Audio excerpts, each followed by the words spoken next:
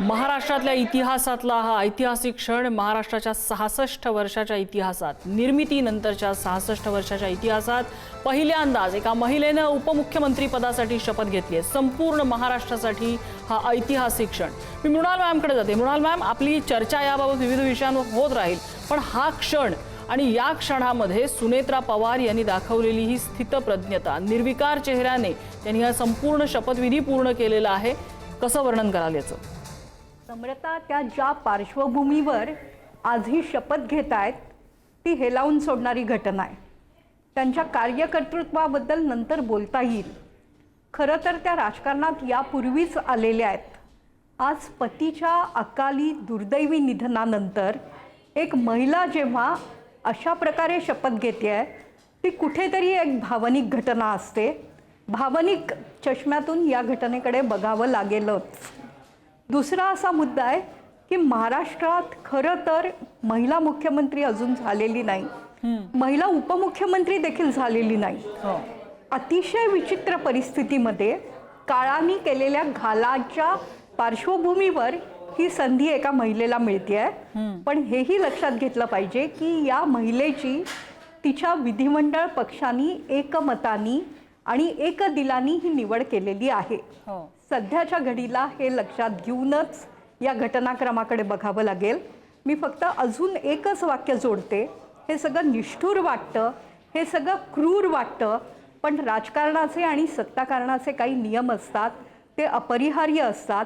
इंदिरा गांधी यांच्या क्रूर हत्येनंतर देखील राजीव गांधी शपथ घ्यायला जेव्हा गेले पंतप्रधान पदाची, तेव्हा त्यांनाही अनुभव नव्हता। काळाच्या उदरात पुढे काय होईल याची उत्तरं दडलेली असतात। याकडे आपण जे आक्षेप घेतोय, जे जनतेला वाटतंय, ते नाकारता येणार नाहीये। पण मधल्या काळामध्ये पक्ष फुटून काहीतरी वेगळी रचना देखील साकार झाली असती, त्यामुळे ही पावलं उचलावी लागतात। आज सुप्रिया सुळे ज्या रीतीने दिल्लीला गेल्या अर्थसंकल्पासाठी, त्याच प्रकारे सुनेत्रा पवार यांनी शपथ घेतलेली दिसते। अगदी अगदी। प्रियदर्शनी हिंगे आहेत आपल्या सोबत। प्रियदर्शनी, कसं बघायचं आहे ऐतिहासिक क्षणाकडे?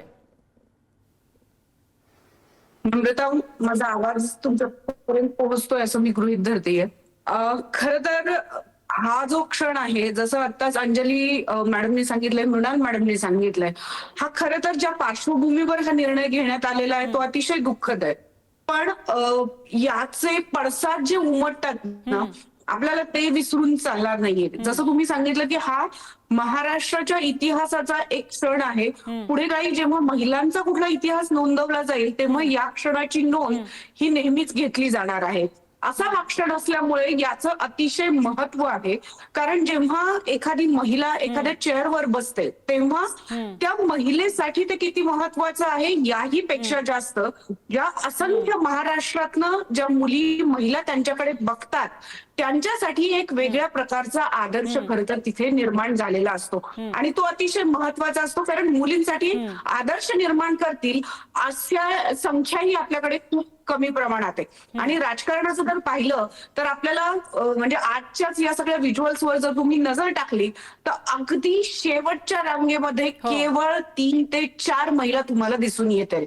अशा परिस्थितीमध्ये जेव्हा एखादी महिला त्या चेअरवर बसते, तेव्हा मला असं वाटतं असंख्य स्वप्नांना किमान पालवी फुटू शकते असं आपल्याला म्हणायला हरकत नाही। त्यामुळे हा क्षण अतिशय महत्वाचा आहे। राजकीय पार्श्वभूमी यासाठी काय आहे किंवा राजकारण हे सगळं कसं सुरू आहे, याच्यात कोण ब्लॅक कोण व्हाईट याही पेक्षा मला असं वाटतं हे अतिशय महत्वाचं आहे। दुसरी एक महत्वाची गोष्ट मला महिला नेत्यांबद्दल खास करून नोंदवायची आहे, ती म्हणजे की बऱ्याचदा महिला नेत्यांना संधी ही अशाच कुठल्या तरी दुष्काळाच्या परिस्थितीत मिळते, त्यांना सहजरित्या ही संधी मिळत नाही। हे कितीही कटू असलं तरी हे वस्तुस्थिती आहे। आणि जेव्हा दुष्काळामध्ये अशा प्रकारची संधी मिळते, तेव्हा अनेक महिला या तयार होतात। आपल्याकडे महिला शेतकरींचं उदाहरण आहे, आपल्याकडे असे असंख्य उदाहरण सापडतील जेव्हा खूप महत्वाचा मुद्दा तुम्ही प्रियदर्शनी मांडलाय। मी राही भिडे मॅमकडे हा मुद्दा घेऊन जाते। राही मॅम, हे वास्तव आहे की अशा कुठल्या तरी दुर्दैवी कठीण प्रसंगामध्ये त्या महिलेला संधी मिळते आणि तिथून पुढे ती पायऱ्या कशा चढत जाईल तिचा इतिहास असतो, तिने घडवलेला तो मार्ग असतो. सुनेत्रा पवारांबद्दल जर आपण विशेष बोलायचं झालं तर ज्या वेळेला त्या उपमुख्यमंत्री किंवा गटनेता होणार की काय ह्याच्याबाबत चर्चा सुरू झाली, त्यावेळेला सगळ्यात पहिली चर्चा झाली ती त्यांच्या राजकीय अनुभवावरती प्रश्नचिन्ह उपस्थित करून. त्यांची पात्रता आहे का, त्या खरंच तिथे काम करतील का. एका महिलेबाबत कायम अशा नेगेटिव्हिटीने सुरुवात का होते. सुनेत्रा पवार हे तर आत्ताचं उदाहरण आहे, पण कायमच असं होतंय.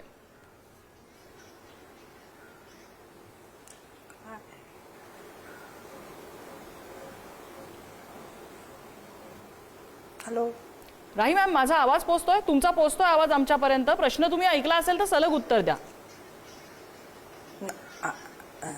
जरा परत एकदा रिपीट केला तर बरोबर. प्रश्न असा आहे की एखादी महिला ज्या वेळेला अशा परिस्थितीमध्ये समोर येते, विशेषतः सुनेत्रा पवारांचं आपण उदाहरण घेतलं तर सुरुवातच झाली ती त्यांच्या राजकीय पात्रतेवरती प्रश्नचिन्ह उपस्थित करण्यापासून. प्रत्येक वेळेला महिलेला अशी अग्निपरीक्षा का द्यावी लागते. एक तर सगळ्यात पहिली महत्वाची गोष्ट अशी आहे की ज्या पार्श्वभूमीवर सुनेत्रा ताई आता उपमुख्यमंत्री झालेल्या आहेत, ते अतिशय दुःखद घटना आहेच, पण त्याचबरोबर ही अत्यंत निष्ठुर अशी घटना आहे. ज्या पार्श्वभूमीवर ही त्यांची नियुक्ती झालेली आहे, तर ती अतिशय म्हणजे दुःखद परिस्थितीतून प्रत्येक महाराष्ट्रामध्ये प्रत्येकाच्या मनामध्ये आज हाच प्रश्न होता की इतकी घाई कशासाठी, इतकी घाई कशासाठी. त्यामुळे ते एक प्रश्नचिन्ह होतं. म्हणजे अगदी खूप आता महिला झाली आहे, उपमुख्यमंत्री पहिल्यांदा झाली आहे, म्हणून आपण त्यांना शुभेच्छा देऊया. आणि आपण आपल्या दृष्टीने एक चांगली बाब सुद्धा महिलांच्या दृष्टीने पर्टिक्युलरली अतिशय चांगली गोष्ट आहे ही, की पण ह्याच्या मागे दडलेलं जे सगळं राजकारण आहे ते राजकारण सुद्धा भयंकर आहे. त्या राजकारणातून म्हणजे किती कंपेल केलं असेल सुनेत्रा ताईंना ह्या उपमुख्यमंत्री होताना.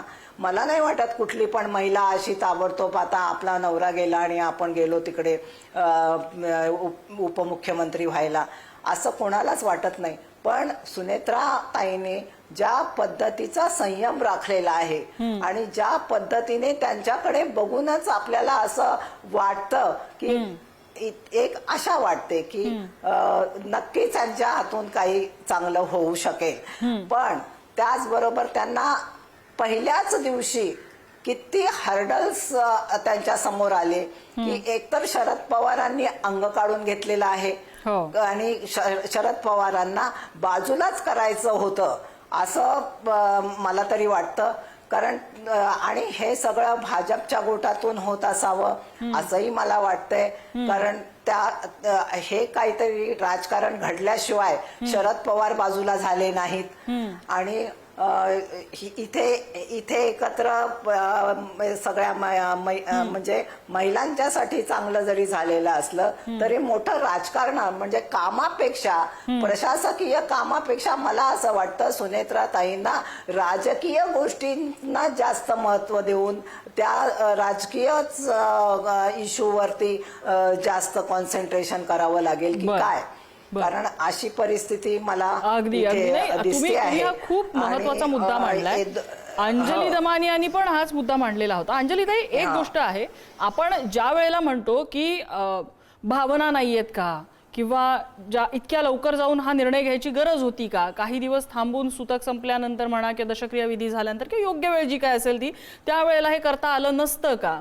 तर आपण एक गोष्ट विसरून चालणार नाही की या सगळ्यामध्ये पहिली राजकीय प्रतिक्रिया ही शरद पवार यांच्या कार्यकर्त्यांकडनं आली होती की दादांची शेवटची इच्छा आहे दोन्ही राष्ट्रवादी एकत्र याव्या, त्यासाठी दादांनी प्रयत्न केले. ही पहिली राजकीय मूव होती.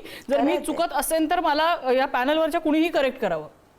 अंजली ताई, राजकारण दोन्ही बाजूंकडनं होतंय असं नाही वाटत. याच्यामध्ये आपल्याला फक्त सुनेत्रा पवारांना कॉर्नर करून चालणार नाही. नाही, मी अगदी पूर्णपणे मान्य करते की राजकारण आणि राजकारण होतंय.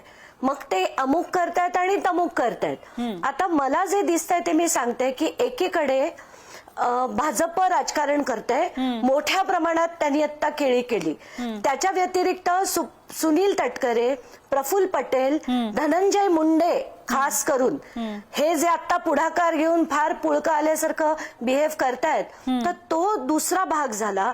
आणि तिसरा म्हणजे पार्थ पवार. एकीकडे आपण समजू शकतो की सुनेत्रा पवारांना भाग पाडलं गेलं म्हणून त्या तिथे गेल्या आणि ते पक्ष फुटायला नको, अमुक व्हायला नको म्हणून तिथे गेल्या. पण पार्थ पवारला इतकी काय घाई झाली आहे की त्याला खासदारकी सुद्धा हवी आहे. आणि हे त्यांनी मत मांडलंय हे स्पष्टपणे ऐकल्यानंतर मला स्ट्रेट अवे हा वाटलं की आत्ताच्या घटकेला सगळ्यांनाच घाई आहे. आणि प्रत्येकाला हीच घाई आहे की सत्ता आपल्याकडे आली पाहिजे.